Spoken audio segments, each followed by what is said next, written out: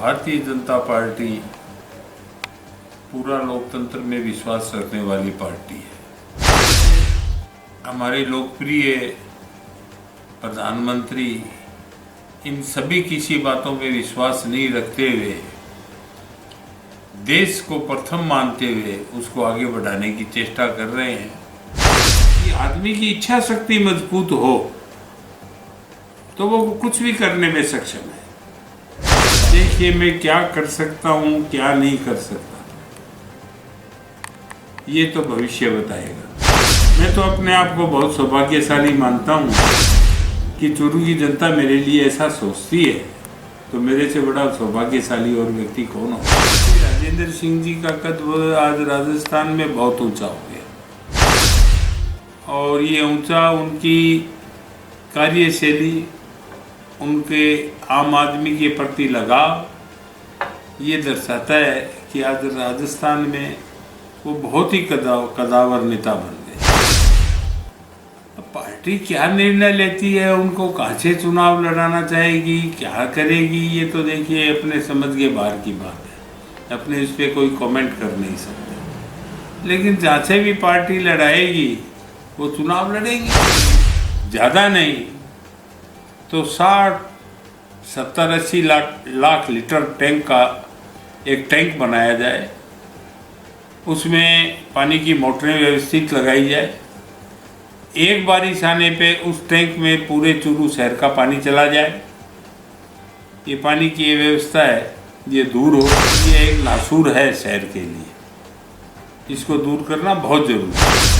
नमस्कार। जैसा कि हम सभी जानते हैं कि अब राजस्थान के अंदर चुनावी बिगुल कभी भी बच सकता है, तो इसी संदर्भ में आज हम चूरू विधानसभा क्षेत्र में हैं और सर्वप्रथम हम चर्चा करते हैं भाजपा राष्ट्रीय परिषद के सदस्य, पूर्व जिला अध्यक्ष और चूरू नगर परिषद के सभापति गौरीशंकर मंडावेवाला जी से। गौरीशंकर जी, कार्यक्रम में आपका स्वागत है।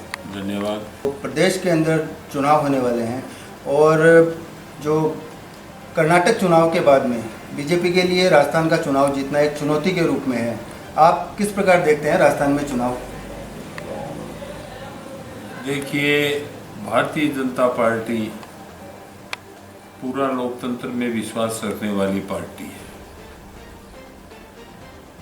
और यहाँ पर काफ़ी वर्षों तक कांग्रेस ने शासन किया, जिसने जातिवाद पे, धर्म पे, हर दृष्टि से जैसा भी हथकंडा चला उन्होंने इस देश पे शासन किया। आज हमारे लोकप्रिय प्रधानमंत्री इन सभी किसी बातों में विश्वास नहीं रखते हुए, देश को प्रथम मानते हुए उसको आगे बढ़ाने की चेष्टा कर रहे हैं। इसमें हिंदुस्तान की जनता बहकावे में जल्दी आती है, लेकिन ये बहकावा में आने का कार्य धीरे धीरे बंद हो रहा है। मैं समझता हूँ कि राजस्थान में जो चुनाव होने वाले हैं, मैं ऐसा महसूस कर रहा हूँ कि इसमें एक तरफा भारतीय जनता पार्टी की जीत होगी। आपने कर्नाटक की बात की थी, उसी संदर्भ में मैंने जो बात की थी उसमें सब बातें आ गई। किसी व्यक्ति को लोभ प्रलोभ देना, यहाँ की जनता बहुत भोली है। लोभ प्रलोभ देते हुए इन्होंने इतने साल इस देश में शासन किया। अब ये लोभ प्रलोभ की माया से जनता निकल चुकी है। ये अब इस लोभ प्रलोभ में कुछ आने वाली नहीं है। आज अब अगर अपने लोभ प्रलोभ की बात करते हैं, 4.5 साल हो गए गहलोत साहब को शासन पे बैठे हुए। ये भी 2 महीने पहले से ही इन्होंने लोभ प्रलोभ देना क्यों शुरू किया? जनता इतनी मूर्ख है कि 6 महीने के लोभ प्रलोभ पे उनको वोट दे देगी, उनका शासन ला दे देगी। अगर उनमें कुछ करने की क्षमता होती, जनता को सुविधा देने की इच्छा होती, तो जिस दिन कुर्सी पे बैठे थे उसी दिन से ये कार्य करते, जनता आज उनके साथ होती। उन्होंने कहा 10 दिन के अंदर किसानों का कर्जा माफ, जो आज तक नहीं हुआ। आम आदमी को आप इतना बेवकूफ क्यों समझते हैं? भाजपा भी एक परिवर्तन संकल्प यात्रा निकाल रही है पूरे प्रदेश में, तो कैसा उसका रिस्पांस मिल रहा है? बहुत बढ़िया रिस्पांस मिल रहा है। जनता जनार्दन उमड़ धुमड़ के आ रही है। देखिए, जिन व्यक्तियों की रीति नीति में फर्क होता है, जनता उनकी एक दफे तो भूल भुलैया में आ जाती है, लेकिन हर समय नहीं आ सकती। आज मैं यहाँ के विधायक के बारे में ही कहना चाहूँगा, राजेंद्र सिंह जी राठौर, जो लगातार 35 साल से इस भूमि से चुनाव जीत रहे हैं। और अगर अपने जो जाल कांग्रेस का हिंदुस्तान में फैलाया हुआ था, जाति समीकरण, ये समीकरण, वो समीकरण, उसमें चूरू से भारतीय जनता पार्टी की सीट निकालना अपने आप में बहुत महत्व की बात है। उस सीट से आज 35 साल से राजेंद्र सिंह जी जीत रहे हैं, तो इन्होंने काम किया है, जनता का स्नेह प्राप्त किया है, जनता से लगाव रखा है। आज ऐसे ही काम नहीं होता है। ऐसे ही भारतीय जनता पार्टी हर वर्ग, हर धर्म के प्रति लगाव रख के चलने वाली पार्टी है। गुमराह किया गया किसी को, वो गुमराह होता है तो एक दफा भटकता है, लेकिन फिर वो सही समय पे घर वापस आ जाता है। तो चूरू विधानसभा की अगर हम बात करें तो हमारे जो यहाँ से विधायक है राजेंद्र राठौड़, इन्हें पार्टी ने बड़ी जिम्मेदारी दी है। अभी ऐसी चर्चा भी है कि पार्टी इन्हें चूरू के अलावा किसी अन्य सीट से चुनाव लड़वा सकती है, तो इसे आप किस रूप में देखते हैं? देखिए, राजेंद्र सिंह जी का कद आज राजस्थान में बहुत ऊंचा हो गया, और ये ऊंचा उनकी कार्यशैली, उनके आम आदमी के प्रति लगाव, ये दर्शाता है कि आज राजस्थान में वो बहुत ही कदावर नेता बन गए। अब पार्टी क्या निर्णय लेती है, उनको कहाँ से चुनाव लड़ाना चाहेगी, क्या करेगी, ये तो देखिए अपने समझ के बाहर की बात है, अपने इस पर कोई कमेंट कर नहीं सकते। लेकिन जहाँ से भी पार्टी लड़ाएगी वो चुनाव लड़ेगी। अगर पार्टी राजेंद्र राठौड़ साहब को चूरू के अलावा अन्यत्र कहीं से चुनाव लड़ाती है, तो ऐसी चर्चा राजनीतिक गलियारों में हो रही है गौरीशंकर जी, तो उसमें आपका नाम भी आ रहा है कि चूरू की जो सीट है उससे आपको चुनाव लड़ाया जा सकता है, किस रूप में देखते हैं? देखिए, इसको आप ऐसे लीजिए, हम कोई साधु सन्यासी तो है नहीं। अगर पार्टी आदेश करेगी आपको चुनाव लड़ना है तो निश्चित लड़ेंगे। रहे पार्टी जिस भी व्यक्ति के ऊपर हाथ रखेगी, हम तो जी जान से सदैव पार्टी के साथ रहे हैं। ये कोई ज़्यादा महत्व की बात नहीं है कि कौन चुनाव लड़ेगा, कैसे लड़ेगा। पार्टी जिसको चुनाव लड़ाएगी, आज राजस्थान में पार्टी सर्वे करवा रही है। पार्टी हर सीट पे ऐसा सर्वे करवा रही है जिसमें अच्छा व्यक्ति हो, जो आम आदमी से मिलके जुल के चलने वाला व्यक्ति हो, गरीबों की सहायता करने वाला व्यक्ति हो। तो पार्टी निर्णय निकालेगी कि कौन सी सीट पे कौन उचित व्यक्ति को टिकट दिया जाए। जो टिकट मिलेगा वही सर्वसम्मति से नक्की है।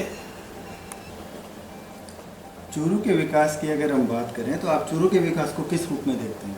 देखिए, चूरू एक ऐसा शहर है जिसको राजस्थान का बैकवर्ड जिला कहा जा सकता है, और है, क्योंकि यहाँ पर न तो कोई खेतीबाड़ी ज़्यादा होती है, पानी खारा है, लेकिन ये बैकवर्ड जिला होते हुए भी एक प्राकृतिक की देन है इस जिले को। इस जिले के आदमी बहुत मजबूत है। और इस जिले के जो भी व्यक्ति बाहर गए हुए हैं जिले से, जो पूरे हिंदुस्तान में जिले का नाम रोशन कर रहे हैं, उनकी भी बहुत प्रबल इच्छा है कि हमारी मातृभूमि का विकास हो। अगर कोई आदमी ये इच्छा शक्ति लेके चले तो ये मैं मान सकता हूँ, मेरा ये मानना है कि इस जिले को धन की कमी कभी नहीं रह सकती। विकास के प्रति आदमी की निष्ठा है वो मजबूत होनी चाहिए। आज मैं बैठा हूँ आपके सामने और आपके बताए हुए प्रश्न के उपरांत में एक बात का उत्तर दे रहा हूँ। शुरू में कोरोना काल में जब ऑक्सीजन की कमी आई थी तो हमने मन बनाया कि इस चूरू में ऑक्सीजन की कमी को रहने नहीं देंगे, और हमने मन बनाने के साथ में 10 दिन के अंदर भरतिया अस्पताल को एक बहुत बड़ा ऑक्सीजन प्लांट लगा करके सुपुर्द कर दिया।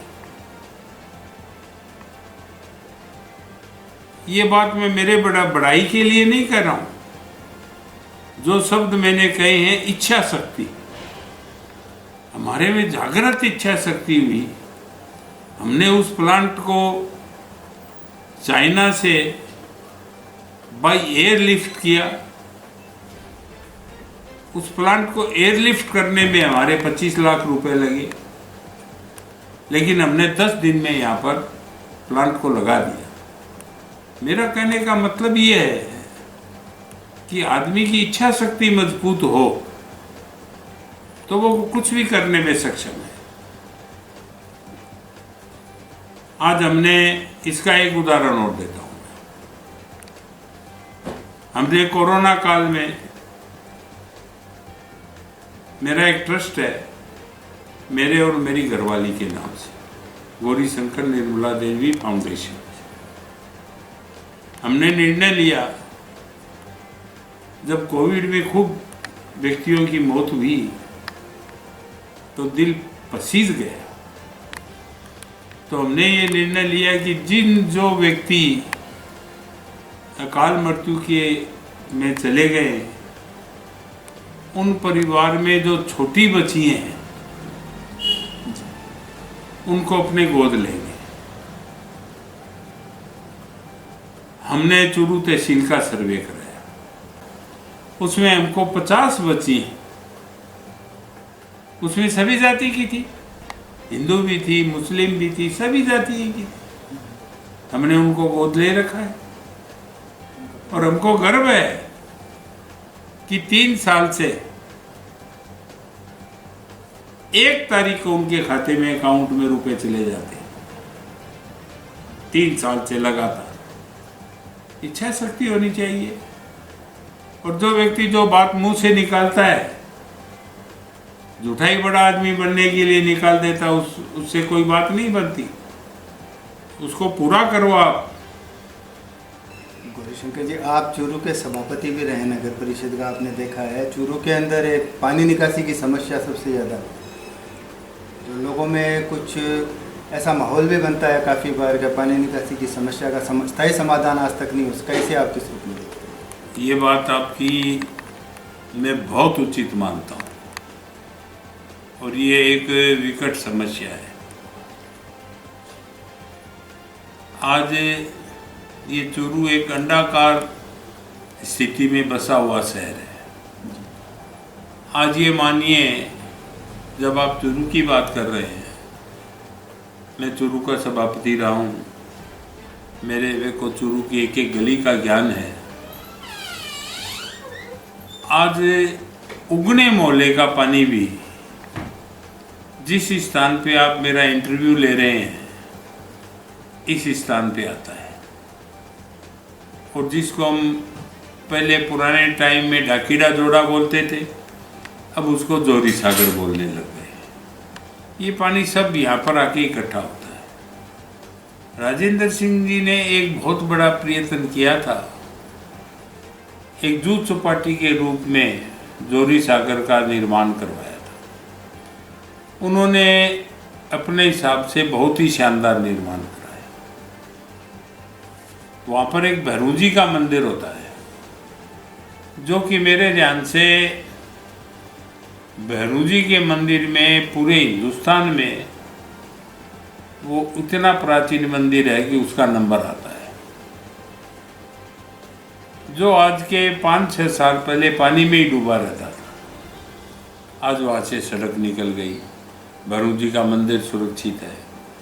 लेकिन ये काम वहाँ पर होने पे वहाँ पर थोड़ी विकट समस्या और हो गई, क्योंकि वहाँ पर पहले एक जोड़ा था, उसमें पानी खूब भर जाता था। अब वो जोड़ा ख़त्म होने से जो पानी बारिश का और का आता है, तो उसका रखाव ज़्यादा वहाँ पर होने से वो पानी की निकासी काफ़ी लंबे समय के बाद होती है। यहाँ की नगर परिषद है, वो इस मामले में शून्य है। आज यहाँ से कोई भी एमएलए बने, हम ये प्राथमिकता रखेंगे कि वहाँ पर कम से कम, वहाँ पर ज़मीन खूब है, वहाँ पर कम से कम भी, ज़्यादा नहीं तो 60-70-80 लाख लीटर टैंक का एक टैंक बनाया जाए। उसमें पानी की मोटरें व्यवस्थित लगाई जाए। एक बारिश आने पे उस टैंक में पूरे चूरू शहर का पानी चला जाए। ये पानी की ये व्यवस्था है, ये दूर हो। अगर कोई भी एमएलए बना तो उसकी प्राथमिकता हम यही रखेंगे। है, आप जो बात कर रहे हैं, मैं इस बात को स्वीकार करता हूँ कि ये एक नासूर है शहर के लिए, इसको दूर करना बहुत ज़रूरी है। देखिए, ये योजना राजेंद्र सिंह राठौड़ की लाई हुई थी, वहाँ पर प्लांट बना, सब कार्य सुचारू रूप से चल रहा है। लेकिन नगर परिषद की हठधर्मिता के कारण, लोभ लालच के कारण वो पानी नहीं दिया जा रहा। उस पानी की कीमत मांगी जा रही है नाजायज, जो किसान देने में असमर्थ है। इसलिए वो पानी वहीं पर इकट्ठा रहता है। इसलिए उस पानी से जब उसका भराव हो जाता है तो उसका इफेक्ट है वो शहर में पड़ता है, वो सभी जगह पड़ता है। गासर से नज़दीक है तो गासर में भी पड़ेगा, शहर में भी पड़ेगा। पानी का भराव ज़्यादा हो जाता है तो अभी आपने पिछले 2 साल में देखा है, वो 2 बार टूटा भी है।